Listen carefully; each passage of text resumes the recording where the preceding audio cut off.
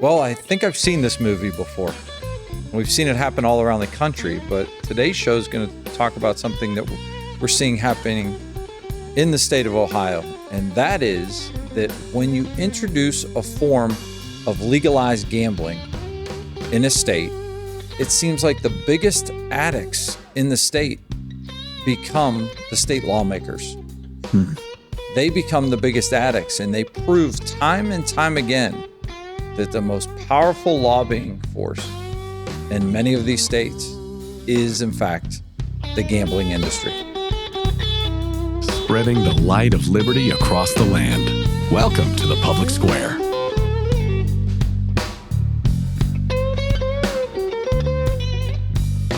Ohio's on a path to legalize iLottery and iGambling, in essence, casino games at your fingertips on your phone. That's the bill that's been introduced. They're really calling it iLottery. Is that the legal term, or is that just the nomenclature for the industry? I believe it's the legal term of a specific thing, is the iLottery and iGaming and iGambling, and yeah, they get the I in front of everything. Not to be confused with iVoters. I was going to say, here we go again with copyright and trademark questions. Well, there's going to be plenty of them, but here it is. It pops once again.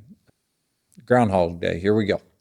Well, let's talk about some background to all of this in regards to why should anyone care about what three guys in an online posting say about this. If you're brand new to the Public Square, then you should know that this product, this program, whatever you want to call this thing, the podcast, whatever, is the manifestation of 45 years of work in the arena of public policy, which is anchored in the Midwest at the American Mission Center in Valley City, Ohio, and then emanates from the Great Lakes to the Florida Keys, and from that network channel of offices from Orlando to Nashville to Cleveland emanates out across the country and goes coast to coast through our radio broadcast, The Public Square, which is heard now on getting close to 300 stations, and all these other additional online venues by which you might be plugging in or connecting to us.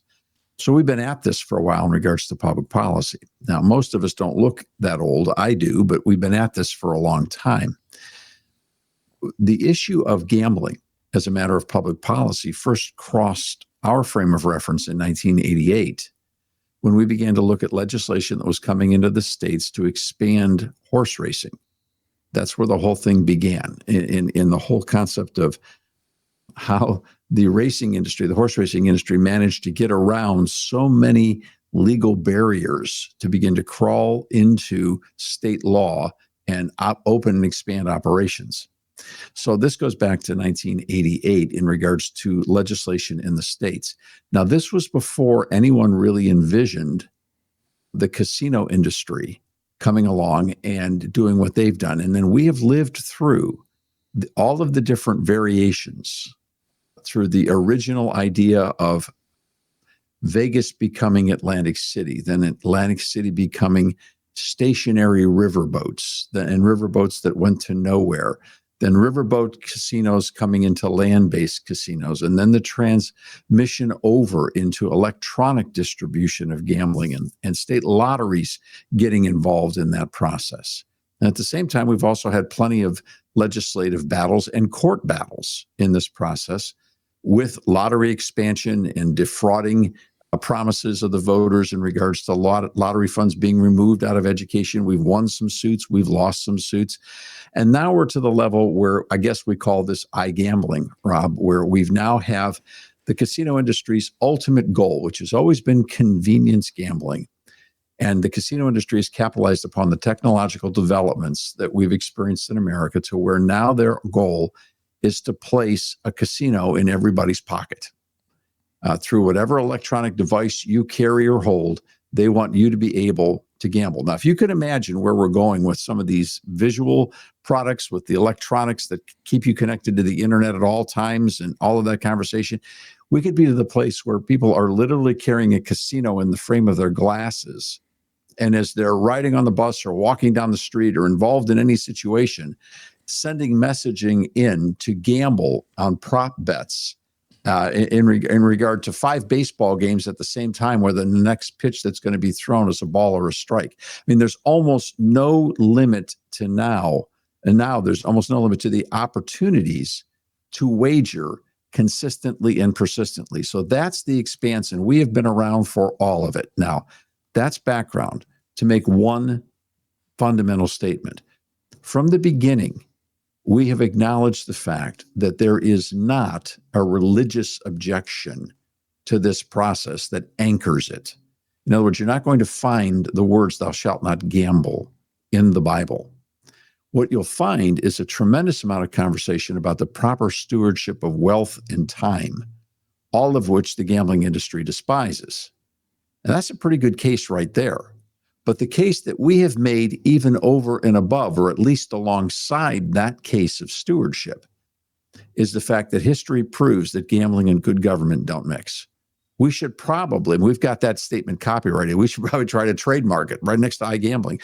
Gambling and good government don't mix, because if you study the history of gambling in America, it always ends in devastation and corruption, and then people reject it and it becomes illegal again, because it is it's a plane that every time it resurfaces and launches, it is destined to crash.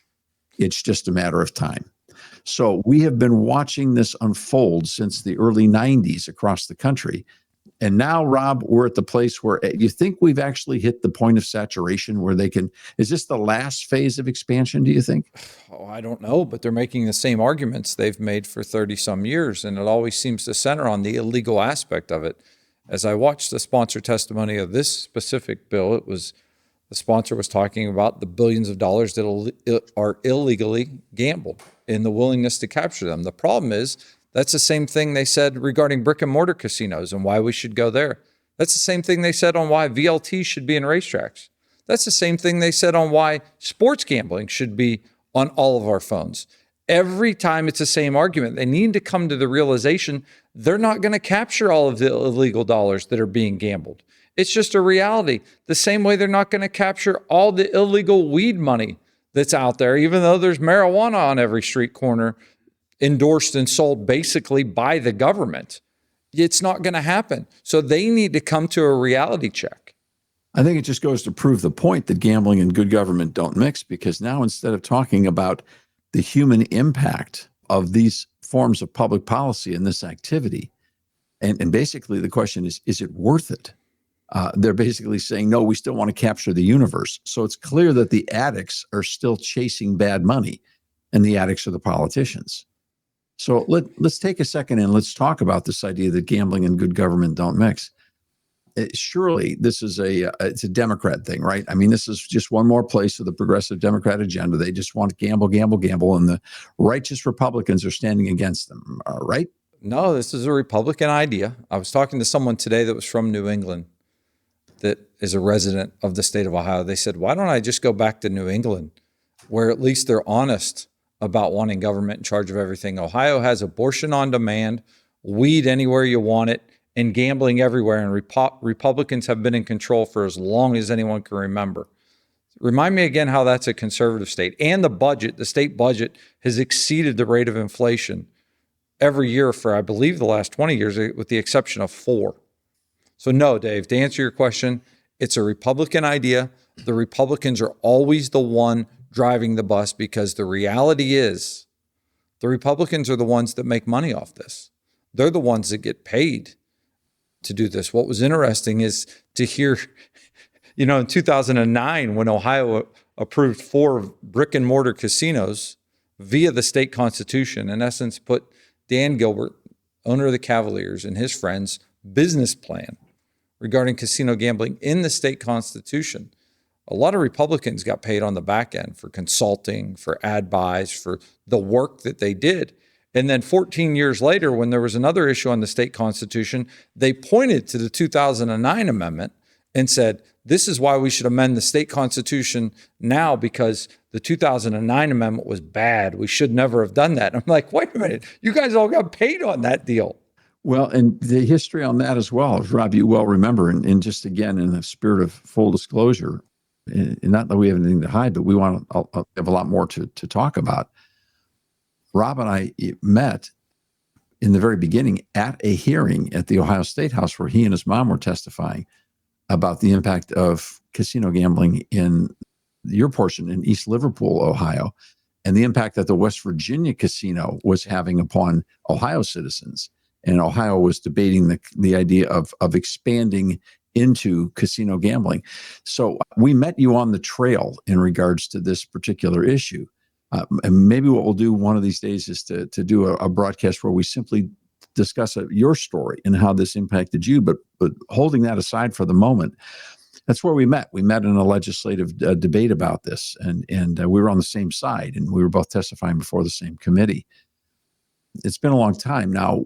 From '88, when the racetracks were trying to expand and were unable to do that, there were 4 statewide ballot issues starting in 1990, I believe it was, and then ending in 2009, where the gambling industry came to the Ohio voters 4 consecutive times and with different types of proposals to open casinos in Ohio. And the proposal was always to create a business plan for casino gambling and place it in the Ohio Constitution. And the reason for that is because Ohio, like many states, carried in its original Constitution of 1803 and 1850 bans against this style of gambling.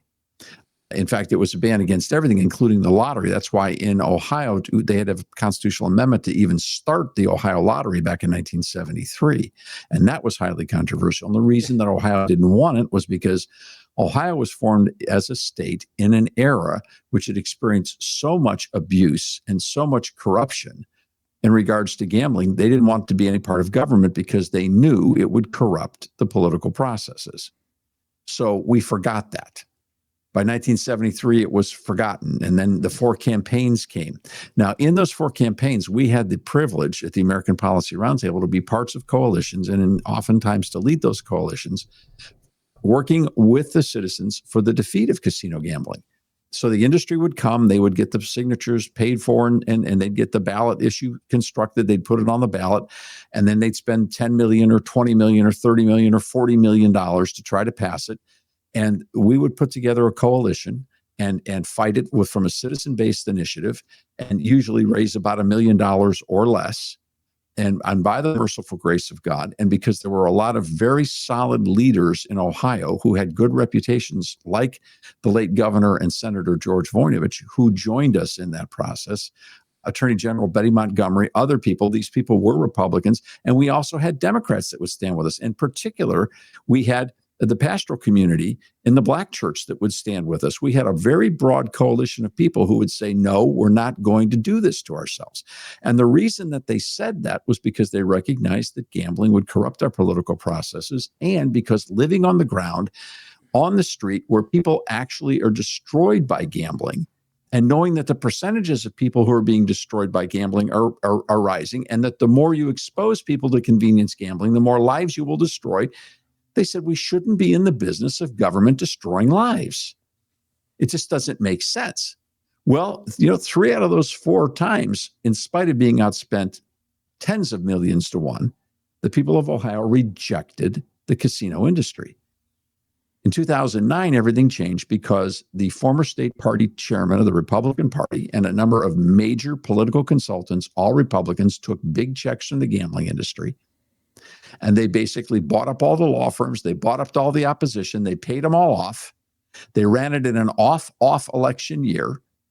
And they managed to squeak by and win their casino proposal. And Dan Gilbert and his friends got to put their addresses in the state constitution to have their exclusive monopoly on casinos. And the net effect of it has been, in regards to Ohio economy, jobs, et cetera, has been a total flat tire. Their promises haven't even remotely come true.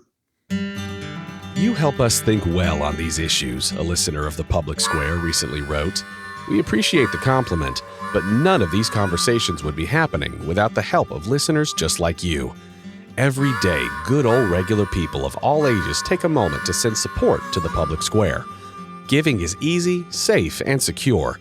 Just log on to thepublicsquare.com to find out how. Thank you for helping to spread the light of liberty across the land.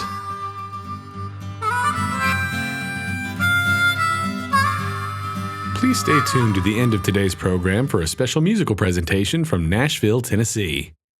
It passed in 2009, and that's after it was defeated in 2006 and 2008. And the reality of it is they were all bad proposals, but the 2006 proposal was far better than any of the other ones. It's just they, as you mentioned, they kept beating them down with tens of millions of dollars of false promises they never had to deliver on, and the fact it was an off election year. And the gambling industry is corrupt as it can be. They buy politicians, and they own more Republicans than they own Democrats. And for people that believe that being a Republican is a symbol of virtue, we really need to check ourselves in the mirror, because the Republican Party is more addicted to the gambling industry than the Democrat Party by a long, long, long shot. In fact, you've got to recognize that Steve Wynn was the national treasurer of the Republican Party, the casino owner. The casino in Vegas, the casino owner from Macau, the late Sheldon Adelson, was the largest contributor to Republican candidates in America from the casino industry. And with all due respect to the current president, he's a former casino owner. Now, I can say former, so we can recognize maybe he's changed his opinion on that industry. All right, he's not in it any longer. But the truth of it is that the Republican Party is dramatically influenced. And in the state of Ohio, Rob, I think, how would you rank the Ohio legislative process and leadership in regards to the casino industry? Are they allies? We can see what's happened. Is it as bad as we think it is? Well, there's a budget that's constitutionally due by June 30th, a biennial budget in the state of Ohio. And they took time, middle of May, to spend on a 700-page iLottery, iGaming bill. So the leadership could have squashed that. The leadership could have said, hey, we're not going to mess with that right now with everything that's going on. But they did it. So I would say, yes, they're in support, full support of this, because they're the biggest addicts there are. They think that money's coming. That's not. Well, we keep throwing around the word addict and addicted and addiction. Do you both remember the documentary, The Social Dilemma? Yeah. You guys remember this documentary? We've talked about it before on the Public Square. Essentially, one of the main points that jumped to me about that documentary, because it was about social media, a lot of it primarily how social media apps are used on the phone. And they had scientists quoted in that documentary talking about the fact that they designed the apps specifically to addict people, to keep them on the platform, to keep them on the phone, to keep them locked in and coming back and receiving genuine dopamine hits. Mm-hmm. Features like pull to refresh, which you see on X, where you pull down the content that you're reading and brand new stuff pops right back up. So I'm just thinking about how uniquely addictive this iGaming has the potential to be. Like a casino almost sounds quaint and old fashioned. That sounds like a riverboat now. You have to literally walk to a brick and mortar casino and go in it. You have to put on clothes and go to a place and drive there. That sounds quaint at this point. That sounds nice. But this, I'm just sitting in my house and I'm pulling to refresh and I'm utilizing an app that's specifically, probably, let's be honest, designed to addict me. That's the point of it. You're 100% correct. That is the point of it, to addict you. And we've talked about this over the past 40 years in working on this issue. And obviously I haven't been working on it for 40 years because I met Dave in the summer of 2001. And right before that is when I had my change on the issue. But it's not like drugs and alcohol in the sense that this addiction can be limitless monetary. And what I mean by that is if you spend $50,000 drunk or high, someone notices, someone sees it. When gambling addictions come to the forefront, they become known usually because someone has reached the end of the rope. They've accessed every line of credit they can. They've stolen from everyone they can to get away with it. And then all of a sudden, that's when it comes to light. And when it comes to light, it's not like, hey, so-and-so, had a blackout night. No, so-and-so may have lost six figures. They may be down $100,000 because of all the places they could obtain credit. That's what is and can be scary about gambling, especially when it's at your fingertips. And these gambling industry marketers, the way they do things, when you look at sports gambling, they can limit how much you wager. They limit the people that win, but they never limit the people that lose. That's always the interesting thing. The people that, there's a very small percentage that can do this for a living. Very, very, very small. And they're limited on what they're allowed to do. So let's talk about the rate of addiction through the casino campaigns. And this is, again, these campaigns began prior to the cell phone, prior to the smartphone. So when the statistical data was being accumulated on how many people were at risk of becoming gambling addicts in the country, back when you either had to drive to Vegas or Atlantic City or to limited access sites on these riverboats, that number was running in the 5% zone. Based on surveys and sociologists and psychologists, they projected that about 5% of the population was prone, at risk of becoming gambling addicts. Now, they would use terms like problem or pathological, but look, they're open targets, open season. So if you run the math on 280 million adults, let's see, 28 million to be 10%. So there's a 14 million potential adult number that is scientifically, as best we can determine, at risk. You've got 14 million potential addicts out there. And how many do you need to capture to be highly profitable in a gambling enterprise? Because they're out there. Now, the other thing that the research showed is that the more availability that you had to convenience gambling, obviously that number would rise. But these studies were done, the baseline on these studies was done before the smartphone and the cell phone. Now, if we were to run those same statistics, and I don't know that they're out there yet, we're going to keep looking to see if someone has run more current research.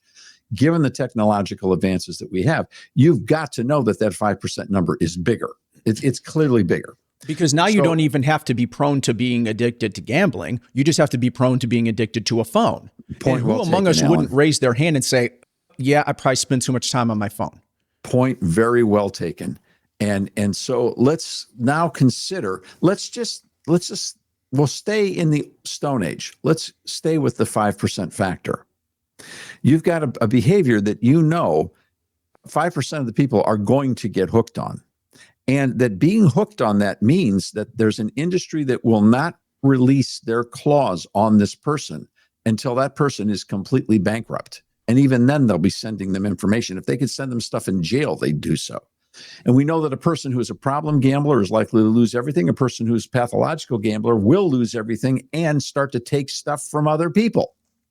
These are very serious problems.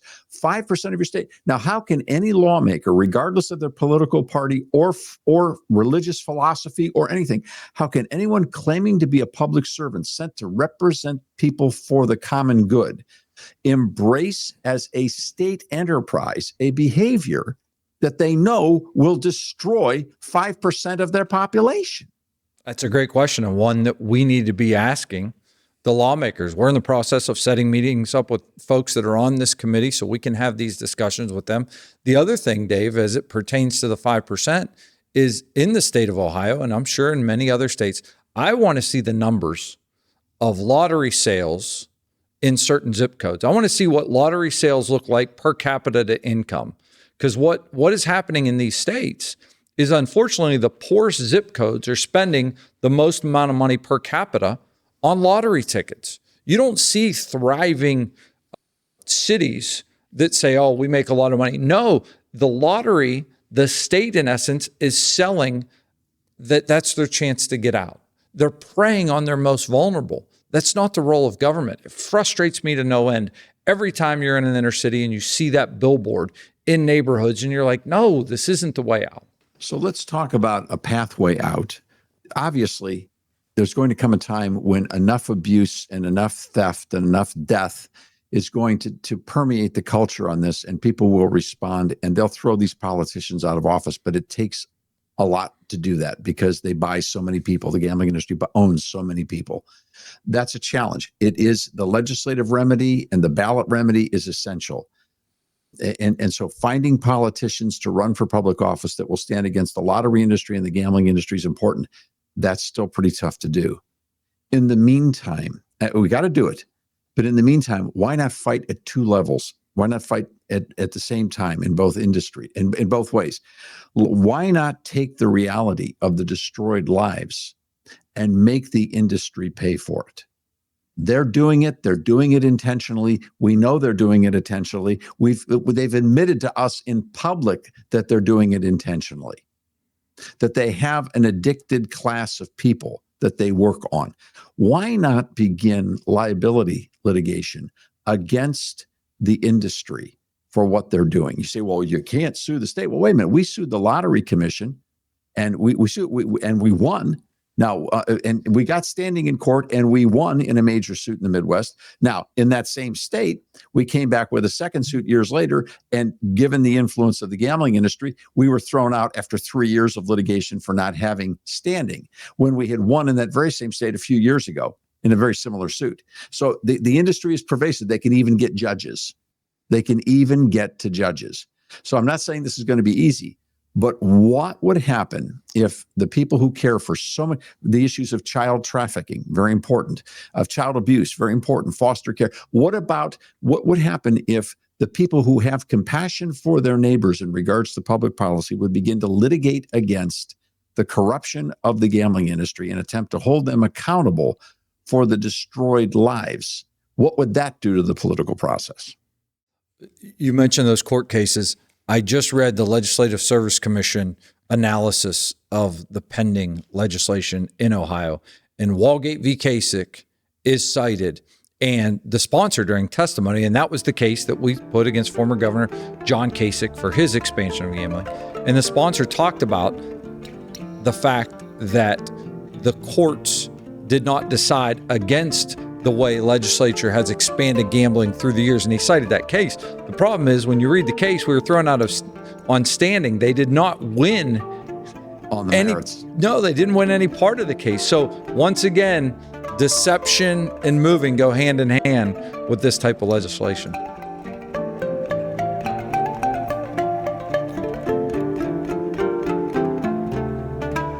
And now, a musical excerpt from Christmas in America, 1973.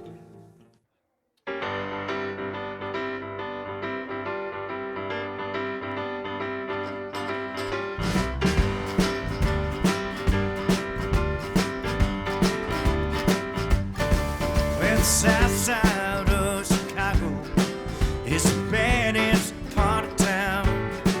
And if you go down there, you better just be aware of a man named Leroy Brown. Now, Leroy, more than trouble. You see, you stand about 6 foot tall. At the downtown lanes, call him treetop lover. All the men just call him sir. He was bad, Leroy Brown. Baddest man in the whole dang town. Madder than old King Kong. Meaner than a junkyard dog. Now Leroy, he a gambler. And he like his fancy clothes. He like to wear a diamond ring. He thought everybody knows. He got a custom Continental. He got an Eldorado too.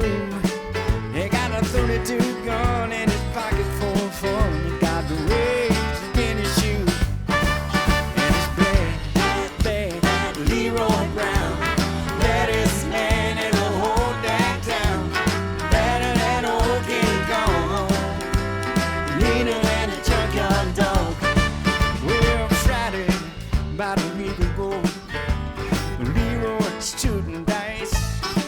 And he did to the bar, said a girl named Doris. You know that girl looked nice. When he cast his eye upon her, and the trouble soon began. And Leroy Brown learned a lesson by messing with the wife of a dead man. And he's bad, Leroy Brown. Baddest man in the whole dang town. Better than old King Kong. Meaner than a junkyard dog. Well, the two men took to fighting, and when they pulled them from the floor, Leroy looked looked like a jigsaw puzzle with a couple of pieces of gold.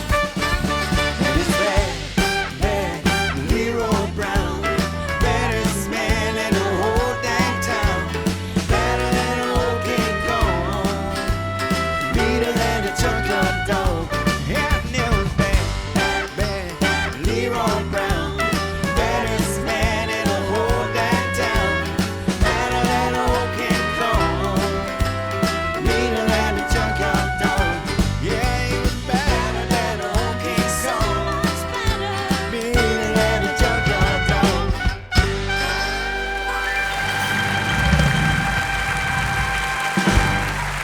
To hear more, visit thepublicsquare.com. The Public Square is a broadcast service of the American Policy Roundtable.